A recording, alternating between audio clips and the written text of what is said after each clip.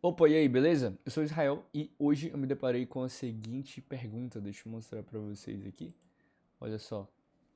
Israel, explique como o teorema CAP se aplica em sistemas distribuídos modernos, como bancos no SQL, e dê um exemplo prático ali de uma situação em que você abriria mão da consistência para manter a disponibilidade. Ele pede também para justificar tecnicamente o porquê dessa decisão, né, e por que que ela é válida. Então vamos lá. Primeiro de tudo, a gente precisa entender o que de fato é o teorema CAP, né? Então o CAP do nosso teorema CAP, ele significa exatamente consistência, disponibilidade e partições, que na verdade seriam, no caso, as tolerâncias às partições. Já a gente vai entrar nesses termos aqui mais especificamente. Falando então aqui sobre a letra C, que é a consistência, a gente tem que ter em mente que aqui a gente está falando sobre a garantia da consistência, que seria basicamente a gente imaginar que dentro do sistema, vamos pensar aqui num sistema bancário, por exemplo, quando você acessa o sistema bancário, vai estar exibindo lá o seu saldo, né? O seu saldo lá, digamos que seja de 5 mil.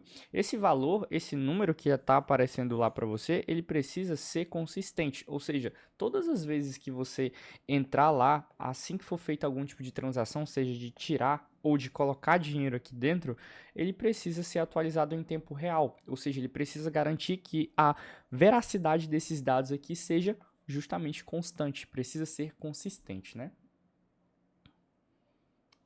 E tendo em mente também que tem, independentemente aonde que ele esteja alocado esse sistema. Então, por exemplo, você pode acessar lá um sistema no seu celular que vai estar exibindo um certo tipo de valor. Se você entrar no seu computador para ver, vai estar exatamente o mesmo valor. Então, independentemente da interface do dispositivo que você acessa, essa segurança, essa consistência dos dados precisa ser estabelecida.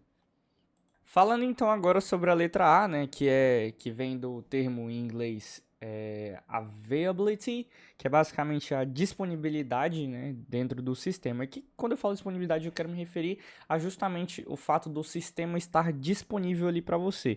Então, por exemplo, qualquer requisição que você fizer dentro de um determinado sistema, ele vai te retornar algum valor, né? Seja valor numérico, expressão, string, tanto faz. Ele vai ter que te retornar algum valor, independentemente se aquele valor está correto ou não. E se você tiver um sistema o qual vai exibir que aquele valor que está aparecendo ali, ele é errado, tudo bem, mas ele tem a disponibilidade de 100% do tempo tá ali para responder a sua requisição. Ou seja, a disponibilidade é justamente a constância do sistema estar ali para você quando você necessitar de algum tipo de requisição, de algum tipo de busca de dados. Ele vai sempre atender a sua necessidade, a sua busca, a sua pesquisa.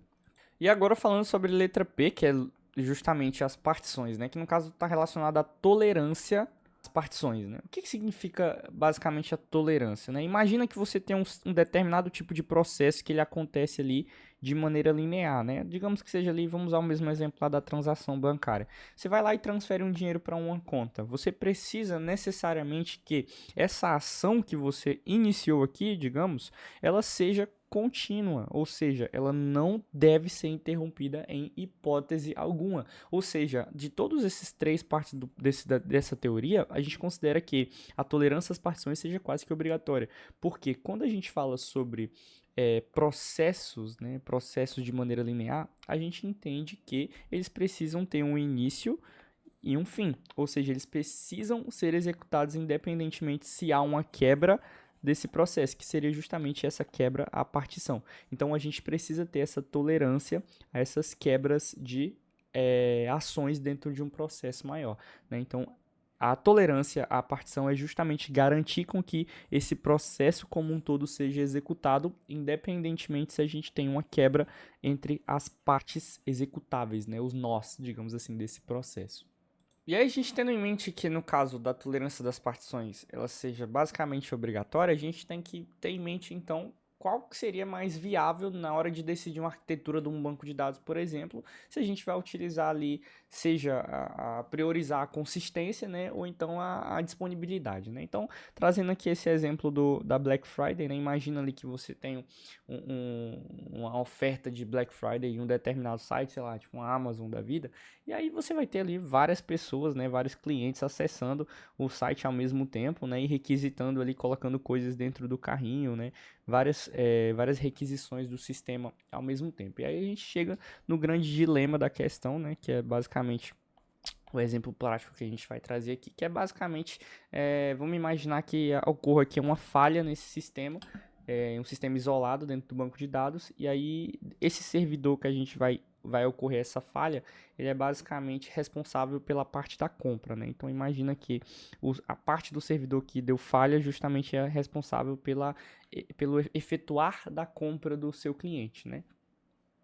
Então vamos começar então a análise com a escolha da consistência, né? Essa parte do teorema que a gente vai escolher, a consistência para poder resolver esse tipo de prática aqui, né, de falha. Como que seria, como que ocorreria de fato essa funcionalidade? Se a gente escolher por consistência, o que vai acontecer vai ser o seguinte: o sistema ele vai ter que de certa forma recusar qualquer tipo de adição ou remoção de itens, né? Ou seja, sempre que depois dessa falha você tentasse colocar alguma coisa no carrinho ou então tirar, o sistema não iria deixar que isso acontecesse, né? Até porque a consistência nesse caso seria ao que já está estabelecido dentro do carrinho de compras, ou seja, colocar ou retirar itens já não é mais parte de um sistema consistente, por assim dizer. E, então, nesse caso, a resposta que o usuário teria se ele tentasse executar qualquer uma dessas ações aqui seria basicamente uma mensagem de erro padrão que um site dá, como por exemplo, falha ao tentar adicionar item ou falha ao remover item, né? Então isso aqui justamente faz esse tipo de resposta a esse tipo de erro, justamente essas mensagens de erro que a gente recebe padrões mesmo, né, dentro de operações que dão erro. Muitas vezes, é até um exemplo bem comum a gente ver isso acontecendo, uma tela de loading infinita, né? Isso acontece bastante em sistemas que utilizam a consistência como determinação padrão aí para arquitetura de banco de dados, né?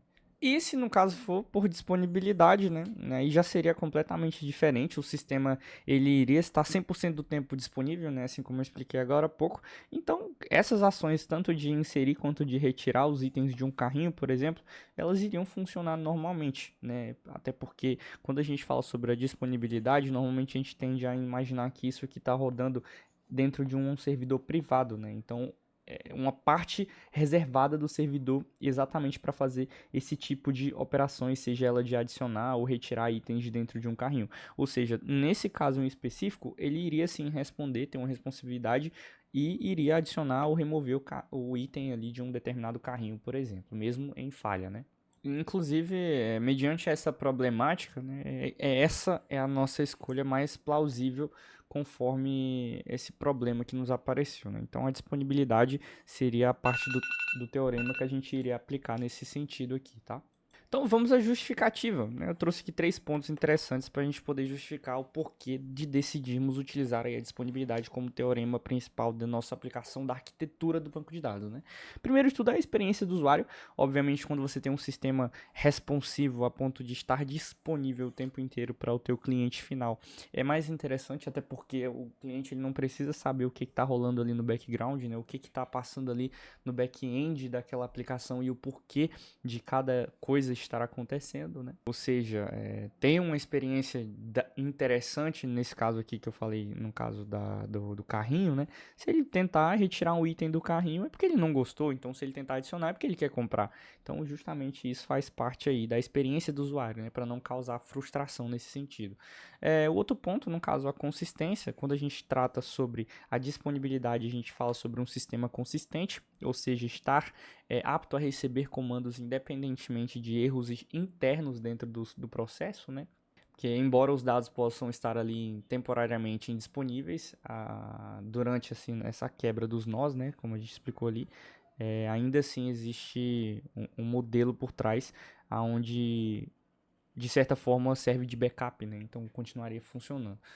E também a natureza dos dados, né? Porque o exemplo que a gente trouxe aqui foi só a adição de itens de um carrinho, né? Não necessariamente a gente está efetuando a compra desses itens. Ou seja, é muito mais interessante a gente investir na disponibilidade, que ainda assim é um processo que pode ser que seja um pouco mais trabalhoso, até em questões de aplicação, mas ainda assim é mais válido do que, por exemplo, se a gente estivesse falando a respeito de uma problemática de compra, né? Então é muito mais plausível para a gente, se for para ter um erro na hora de adicionar ou remover itens do carrinho do que da compra em si, né, da finalização da compra. Então, em resumo, é basicamente isso, né? Os sistemas modernos que utilizam aí hoje toda essa questão de NoSQL, né, eles basicamente aplicam esse teorema CAP justamente para ter ali uma escolha consciente do que de fato se retrata uma arquitetura de dados plausível, né, uma arquitetura de banco de dados, né. E é interessante a gente analisar bem antes de fazer qualquer tipo de escolha, até porque, querendo ou não, é isso que garante que mesmo diante das falhas, a gente vai ter ali uma experiência ideal para o usuário final, né? Que é, no caso, o nosso maior objetivo quanto a engenheiros de um banco de dados, por exemplo, né? Então é isso, espero que você tenha gostado do vídeo, já deixa o like aí, valeu!